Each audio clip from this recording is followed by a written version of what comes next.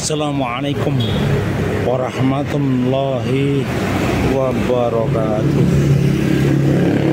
Sore hari kami coba akan ajak sharing sama kawan-kawan, bicara tentang perilaku salah.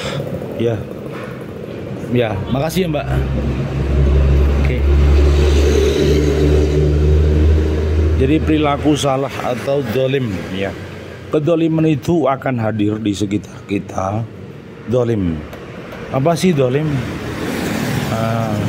Ada orang yang mudah mengatakan, oh you dolim you. Wah Anda nakal you. Jadi ada seseorang yang sengaja atau tidak sengaja melakukan kesalahan pada orang lain secara sengaja ya, ataupun tidak sengaja. Contoh misalnya meludahi orang, disengaja atau tidak disengaja, atau memaki orang, mengumpat orang, itu bentuk-bentuk kedoliman. Jadi kedoliman itu ada sebagian berpendapat bahwa ketika seseorang melukai dengan sengaja, etikat melukai atau menipu dengan segala bentuk tipuan, ya, itu bentuk-bentuk kedoliman, ya. Maka kedoliman itu akan membawa kehancuran, entah itu di dunia atau di akhirat. Bahkan kehancuran itu, ya, kehancuran itu membuat seseorang itu menjadi kejam. Ya. Contoh begini, misalnya satu kasus, ada seseorang yang berdagang, misalnya pedagang lembu, ya. Dia kirim barang ke Jakarta kepada seseorang. Ternyata nggak taunya pedagang yang di Jakarta itu menipu. Orangnya lari. Akhirnya pedagang lembu di Sragen ini bangkrut. Punya kewajiban utang dengan via-via. Ketiga, jadi dolim. Dia secara tidak sengaja mendolimi petani. Kenapa? Sapi yang dibawa tadi belum dibayar separuh, ya ternyata di Jakarta tidak bayar, sehingga dia tidak bisa membayar. Ada juga salah satu klien temen ya, pedagang beras, kirim ke Jakarta. Sekali lancar, 2 truk lancar, 3 truk yang ngempat. Orangnya lari. Ternyata kontraannya itu selesai, orangnya lari. Ya, gitu. Itu bentuk-bentuk kedoliman. Jadi ada orang yang berperilaku dolim itu secara sengaja merugikan orang lain. Nah, itu yang saya katakan. Nah, bagaimana bahaya dolim? 1, dia merampas hak orang lain. Ya. 2, dia berlaku tidak baik kepada orang lain. Padahal perintahnya adalah hablum minanas, berbaik pada manusia, ya, berkata yang baik, berkata yang jujur, mungkin tidak munafik, gitu loh. Nah, kalau orang itu tidak jujur, ini berarti dia melakukan perilaku kedoliman. Pasti ada yang ditipu, pasti ada yang dilukai, gitu, ya. Jadi menurut hemat kami adalah dolim itu merugikan orang lain. Betul, sangat merugikan orang lain.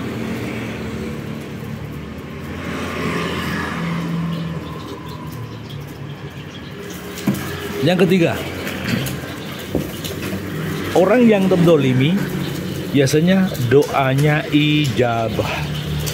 Orang yang terdolimi doanya adalah ijabah.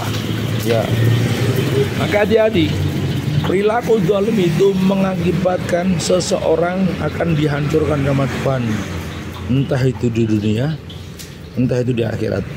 Paling tidak di dunia itu diberi pors atau dihisap dengan penderitaan, dihisap dengan kesedihan. Secara prinsip orang tersebut sebenarnya dibersihkan sama Allah. Allah itu Maha Pencemburu ya. Ketika melihat hambanya melakukan kedoliman itu diingatkan di dunia. Ya, tapi di mata manusia itu dihancurkan, sebenarnya dibersihkan. Ada yang usahanya hancur, ada yang usahanya kolab, ada yang usahanya yang bermasalah. Ya, ada orang yang kaya dimiskinkan sama Allah. Ya, bentuk-bentuk seperti itu. Di mata orang itu penderitaan, tapi sebenarnya di mata Allah itu dimuliakan. Orang tersebut disadarkan pada titik nadir tertentu bahwa perilaku dia waktu itu salah. Ya, perilakunya salah, dibenarkan sama Allah, diluruskan sama Allah.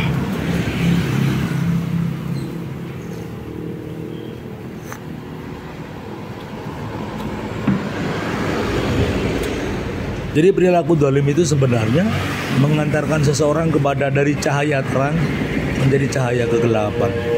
Orang yang berperilaku zalim, orang yang berperilaku menipu, ya, menipu, wakil, buat strategi siasat yang merugikan orang lain, itu kena item zalim. Ketika dia zalim, dipastikan dia sulit menerima kebahagiaan di dunia, apalagi di akhirat. Karena apa? Hatinya akan resah, jiwanya akan resah, kekayaannya akan menjadi bara, menjadi siksa di dunia. Hartanya tidak membahagiakan tapi menjadi penderitaan.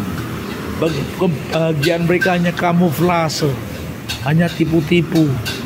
Kebahagiaan mereka hanya sifatnya ya fata morgana, padahal dia terjebak pada kesedihan, pada penderitaan. Nah, yang paling bahaya sebenarnya adalah korban. Jadi korban yang teraniaya, yang terdolimi, itu doanya Masya Allah. Ustadz Kiai bilang ijabah, doanya ijabah, sehingga terdengar di langit. Maka ketika orang yang terdolimi berdoa, maka orang yang mendolimi tadi langsung mendapatkan balasan dari Allah, apapun bentuknya, begitu. Itu kawan, jadi usahakan kita tidak dolim, usahakan kita berperilaku baik di dalam bisnis, di dalam bekerja, di dalam berkawan, di dalam persaudaraan. Jaga komitmen, jaga amanah, jaga kejujuran, jaga kebaikan. Jangan ajak komunitasmu, kawanmu berdusta. Jangan ajak kawanmu itu bermaksiat. Jangan ajak kawanmu itu melakukan dosa dan dosa. Karena dosa ini akan menumpuk dan menumpuk. Dan dosa ini akan menghancurkan kita di dunia dan menghancurkan kita di akhirat. Maka tugas kita ketika ada teman-teman yang berbuat maksiat, mengingatkan. Itulah pentingnya amar ma'ruf nahi mungkar. Ya, begitulah pentingnya amar ma'ruf nahi mungkar. Jadi satu hikmah, satu kesimpulan, jaga kebenaran. Yang kedua, jaga kejujuran. Yang ketiga, jaga keikhlasan, hanya ridho Allah mardotillah. Yang keempat, jaga komitmen. Yang kelima, jaga diri dari segala bentuk dosa. Insya Allah hidup kita dirahmati Allah. Insya Allah hati kita menjadi tenang dan damai, tidak bergelimang dalam dosa, tidak bergelimang dalam maksiat. Hidup kita menjadi berkah. Inna sholati wa nusuhi wa mamaya wa mamati lillahi rabbil alamin. Masih bersama Sugeng Sastro di Majawa Channel. Assalamualaikum warahmatullahi wabarakatuh.